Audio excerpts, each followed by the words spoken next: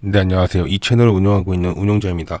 제가 영상을 만든다고 했는데, 자꾸 이게 대본을 수정하고 좀 더 알아보니까 추가해야 될 게 되게 많아가지고 영상을 좀 쪼개서 만들어야 될 것 같아가지고 이렇게 좀 시간이 늦었습니다. 일단 잡소리 그만하고 바로 진행하도록 하겠습니다. 여러분들이 한 번쯤 들어봤던 이야기가 있을 겁니다. 메타버스. 이거 2022년도에 한창 대두였거든요. 이때 이 메타버스에 대해서 많은 기업들이 그리고 많은 국가들이 진행을 하겠다 이야기를 했어요. 근데 이 진행을 하겠다라고 이야기하면서 아직까지 개발된 게 하나도 없습니다. 그렇다고 안정적인 거냐? 그런 건 아닙니다. 왜 이게 안정적이지 않냐? 가장 중요한 게 AI 시대가 빠르게 도입이 돼야 됩니다. 이 빠르게 도입이 되지 않으면 이 메타버스를 진행해도 의미가 없습니다. 왜 그러냐면 이 메타버스는 말 그대로 디지털 감옥이기 때문에 이 메타버스를 진행하기 위해서는 디지털 감옥을 만들 수 있는 여건이 만들어져야 됩니다. 그게 바로 일자리 감소, 그리고 소득 감소, 그리고 가상세계 이게 올라가야 됩니다. 그래서 AR이랑 VR이 엄청나게 올라가야 되고 결정적으로 전 세계 테러가 일어나야 됩니다. 그래야 여행이 줄고 이 여행의 대체제인 메타버스가 뜰 수밖에 없는 상황이 오는 겁니다. 자, 그렇다면 이 메타버스를 왜 만드는지에 대해서 이야기해드리도록 하겠습니다. 많은 사람들이 이 메타버스 AR, VR에 대해서 굉장히 좋은 기술이라고 생각하는 사람들이 많은데요. 특히 애플 비전 같은 경우 많은 사람들이 뭐라 해야 될까 혁신적이다 이런 것들을 많이 도입해야 된다라고 이야기를 하고 있고, 그리고 메타에서 나왔던 VR 기능 같은 거, 그 기계 같은 것들도 세상에 많이 나와야 된다라고 이야기하고 있는데요. 사실 그게 여러분들을 가두기 위한 지옥을 감옥을 만들기 위한 하나의 프로파간다입니다. 그걸 지지하고 옹호하고 뭔가 새로운 기술이다라고 생각하는 사람들이 대부분 다 진행이 낮다라고 생각하시면 될 것 같습니다. 그런 사람들 때문에 지금 전 세계에 있는 사람들이, 대부분의 사람들이 그쪽으로 들어가면서 전부 다 이제 파멸의 길로 간다고 보시면 될 것 같습니다. 일단 이 메타버스를 만드는 이유가 뭐냐? AI가 들어오면서 일자리가 사라지고 있습니다. 제가 AI 관련된 기사들을 자주 보고 있는데 우리나라뿐만 아니라 전 세계적으로 AI를 엄청나게 키우고 있는 상황입니다. 그러면 AI가 이제 일자리를 가져가게 되면요, 사람들은 삶의 의미가 없고요, 노동에 대한 의미가 없고요, 존재에 대한 의미가 없습니다. 왜냐면 AI가 모든 것들을 다 가져가기 때문에 의미가 없습니다. 많은 사람들이 AI 시대가 오면서 일자리가 사라지고 또 다른 일자리가 나올 거라고 얘기하지만 사라지는 일자리가 3이라고 하면요, 생기는 일자리는 1밖에 되지 않습니다. 그러니까 결국에는 인류 중에 3분의 1만 살아남고 3분의 2는 뒤질 겁니다. 그러니까 필요가 없는 거예요. 그리고 이것도 똑같이 몇십 년이 지나게 되면 여기서도 3분의 1만 살아남고 3분의 2는 또 죽습니다. 그렇기 때문에 여러분들이 아셔야 될 게, 이 메타버스 시대가 오는 거는 AI 기술이 빨리 진행이 되고 있기 때문에 가능한 일이고, 그리고 이 AI가 나오는 것 자체가 결국에는 그들이 원하는 디지털 코론존입니다. 메타버스 관련된 이야기만 해드릴 겁니다. 자, 그렇다면 이 메타버스가 어떻게 연동이 되고 왜 진행이 되는지에 대해서 여러분들께 알려드리도록 하겠습니다. 일단 미국이랑 중국이랑 전쟁을 하죠. 이 제조업 파이 때문에 그런 건데요. 과거 제조업을 가지고 있는 나라들은 패권국이 됩니다. 그리고 이 제조업을 오래 유지할수록 패권국의 지위가 향상이 되고 전 세계적으로 기축통화라든가 군사력 이런 것들을 여러 가지로 투영할 수가 있습니다.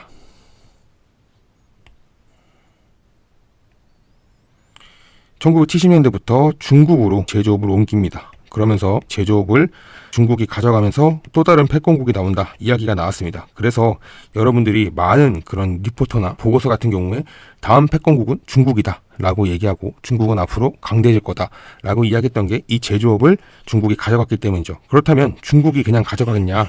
그건 아닙니다. 이 세상을 지배하고 있는 세력들 중에 한 세력이 다음 패권국을 중국으로 잡았습니다. 네, 그게 영프고요. 여기서 잡았기 때문에 중국한테 이 모든 제조업을 옮겨다 줍니다. 제조업을 가져오게 되면서 미국이 전 세계적으로 무역할 때, 그리고 자급자족할 때 문제가 생깁니다. 이거는 무역은 소비와 그다음에 수출에 관련된 문제가 생기고요, 자급자족이 가능해지지 않습니다. 세계화가 됐기 때문에. 그래서 미국이 이 제조업 파일을 다시 가져오려고 하는데 어떻게 가지고 오려고 하냐? AI 시스템을 도입하는 겁니다. 이게 스마트 팩토리입니다. 결국에는 AI를 키울 수밖에 없고, 이 AI가 발전됨으로 인해서 인류는 일자리가 사라집니다. 이게 단순히 미국만의 문제가 아닙니다. 이 스마트 팩토리를 먼저 미국이 만들었지만 대대적으로 이걸 도입했던 나라가 중국입니다.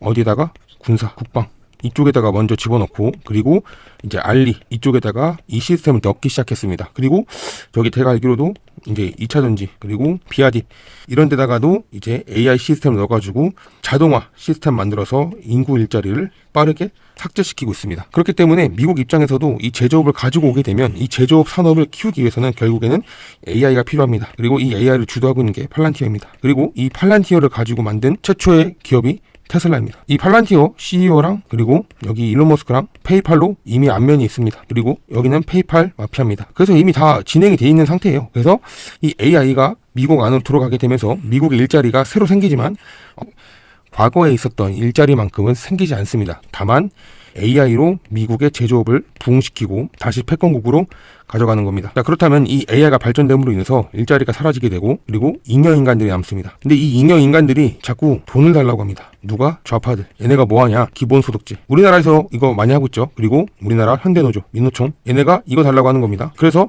이들은 이걸 역겨운 새끼들 주기 싫어서 AI를 빠르게 만들어가지고 잉여인간들을 한쪽에 몰아넣기 시작합니다. 그래서 이걸 어떻게 하면 좋을까 생각했던 게 이제 AR, VR 시험을 합니다. 그리고 이게 최종 단계가 메타버스입니다. 이미 이거 동남아에서 메타버스 관련된 P2E 관련된 그런 블록체인 기술들이 활발하게 진행이 되고 있고 이 메타버스와 연계되어 있는 P2E 게임 중에 하나가 이제 엑시니스트였나? 하여튼 그 게임에 있습니다. 이름 기억이 안 나는데 이게 코인 이름이거든요.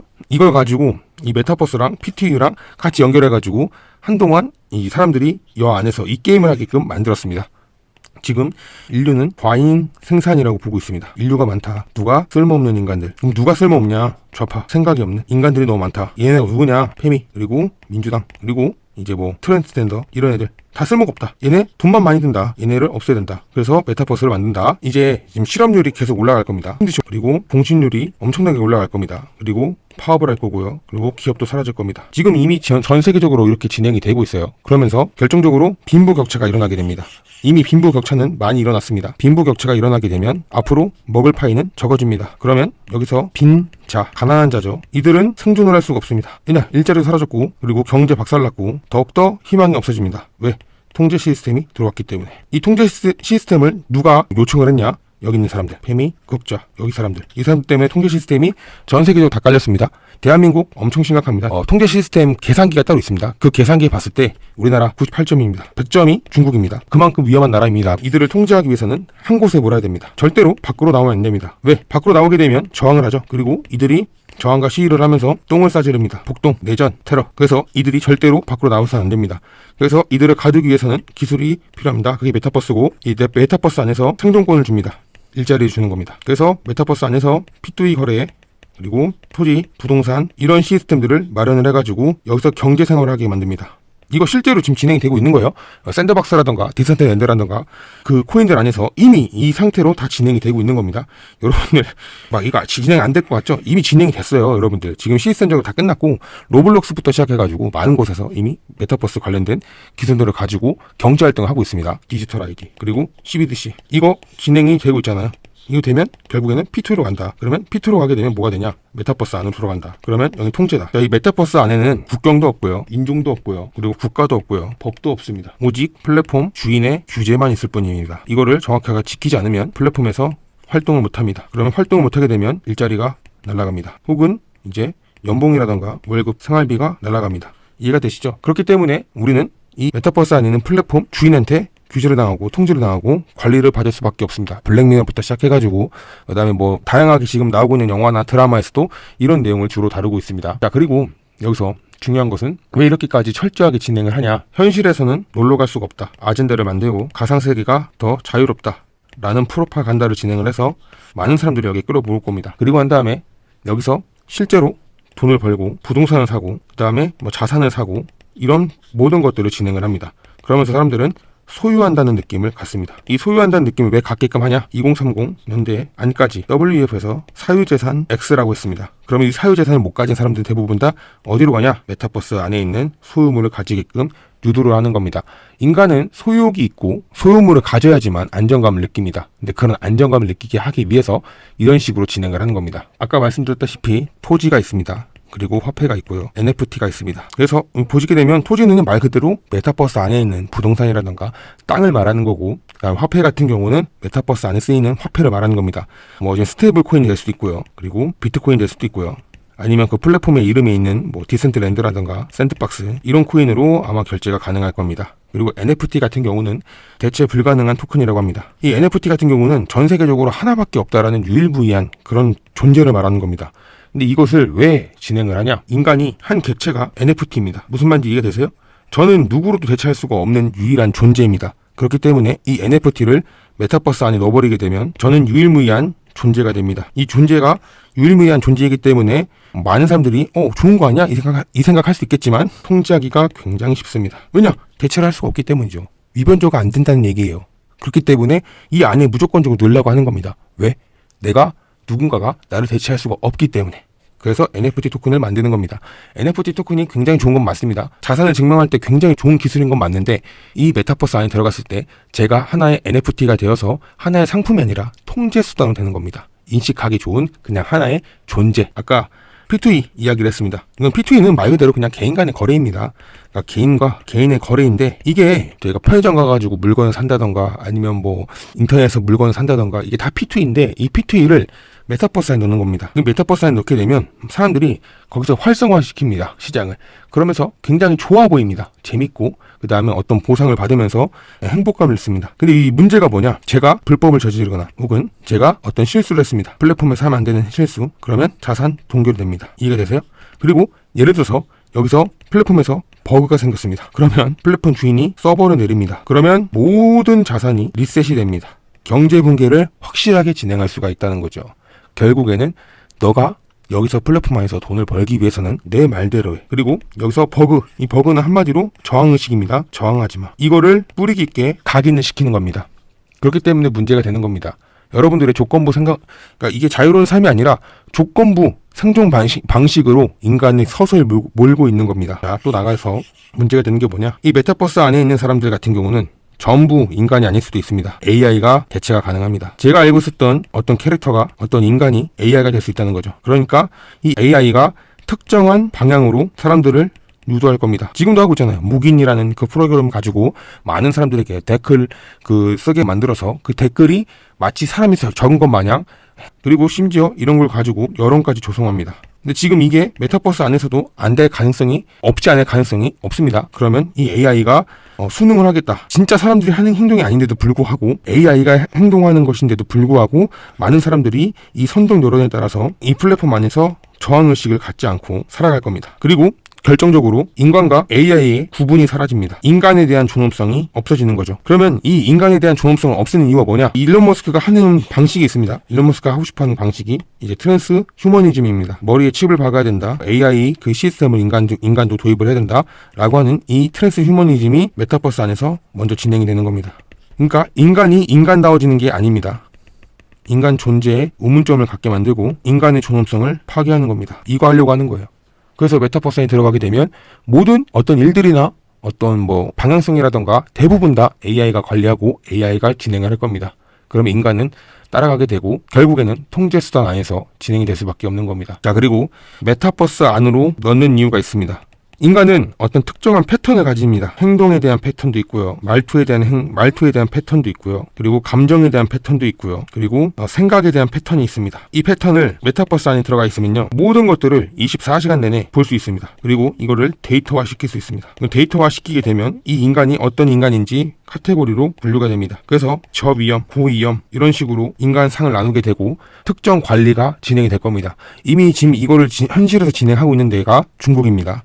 사회신용 점수제라 해가지고 행동을 잘한 사람에게는 상을 주고 행동을 이상하게 한 사람에게는 벌점을 줍니다.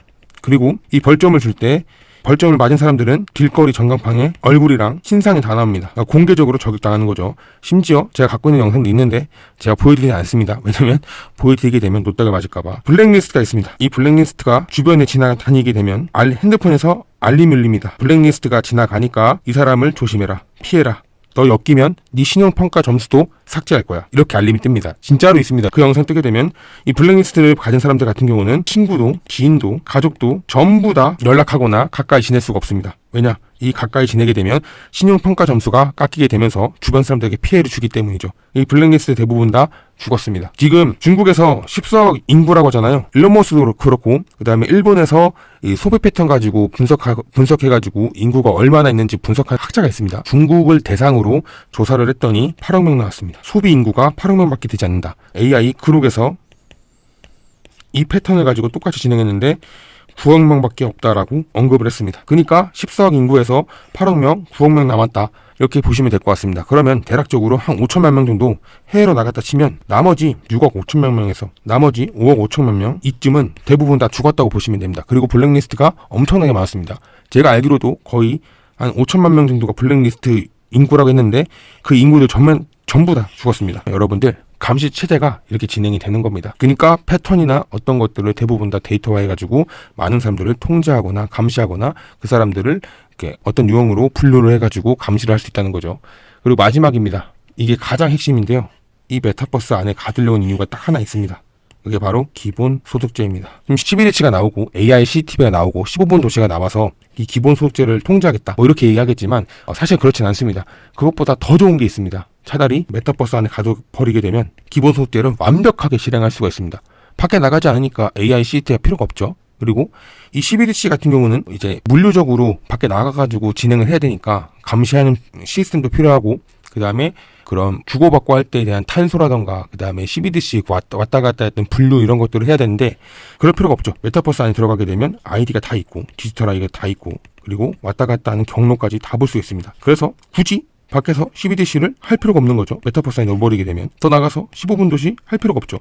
왜? 밖에 안 나가니까. 밖에 못 나가니까. 그래서 이 메타버스를 빠르게 진행하려고 하고 있고 그 진행하기 위해서는 결국에는 AI가 필요하다. 그래서 그 AI를 만들고 있는 겁니다. 그리고 이 메타버스를 가둬버리게 되면 가장 좋은 게 뭐냐면 인터넷을 끊어버리게 되면 사람들은 소통할 수가 없습니다. 소통을 못하게 되면 고립감을 느끼게 되고 소속감 박탈부터 시작해서 박탈 그리고 무력감을 느낍니다.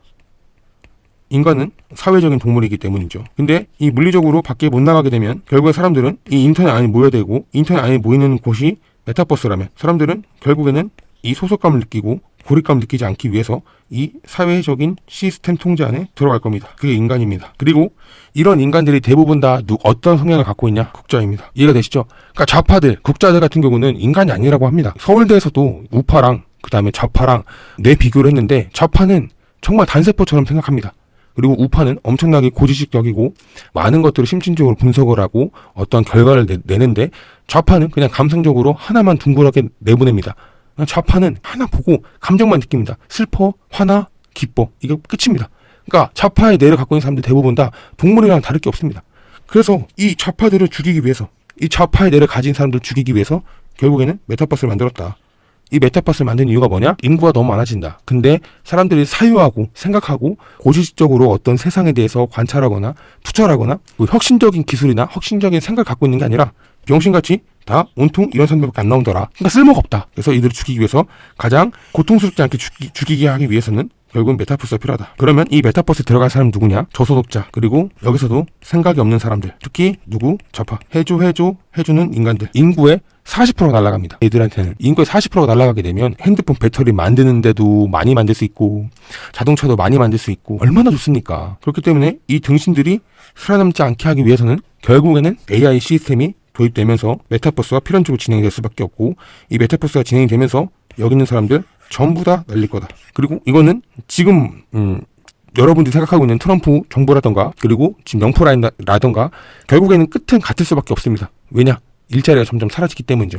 다만 우리가 지지를 하고 우리가 미래에 대해서 조금 더 여유롭게 생각하려면 트럼프를 지지할 수밖에 없습니다. 왜냐하면 이들은 선택권을 줍니다. 생각이 깨어난 사람들, 세상을 똑바로 보는 사람들에게는 기회를 줍니다. 그러나 영프라인들 같은 경우는 그런 깨어나 있다 하더라도 돈이 없다면 대비를 할 수 있는 능력이 없다면 죽여버립니다. 그리고 더 나아가서 이들은 인류에게 천천히 이런 시스템을 도입할 가능성이 굉장히 높습니다. 다만 영프 로차 같은 경우는 그럴 가능성이 거의 없습니다. 그리고 지금 한국만 봐도 알 수 있습니다. 청원 5만 명이 넘었는데도 CBDC를 도입하고 있습니다. 그리고 이 CBDC를 사람들이 거부하니까 이번에 SKT 유심 날렸습니다. 해킹. 저는 이거 가짜라고 보거든요. 그냥 유심 가입 보호만 했고요. 어찌됐든 간에 이 트럼프 라인을 제가 미루고 있는 이유가 시대의 흐름이 대비를 할 수 있게끔 진행을 하냐 아니면 영프 로스차 시대의 흐름 있더라도 대비를 못하게끔 할 거다. 저는 이렇게 생각하고 있습니다. 그리고 우리나라는 대비를 못하게끔 CBDC 진행하고 있고 SKT 해킹 진행을 했다라고 보고 있고 부정선거를 할 거라고 저는 생각하고 있습니다. 그렇기 때문에 여러분들은 잘 생각하셔야 됩니다. 과연 이 시대에서 우리가 올바르게 살아남기 위해서 자유가 어떤 것인지에 대해서 곰곰이 생각해 봐야 되고 자유를 위해서 우리는 무엇을 선택해야 되는지 이 생각을 해보셔야 됩니다. 좋은 주말 보내시고 다음에 더 좋은 정보로 찾아뵙도록 하겠습니다. 감사합니다.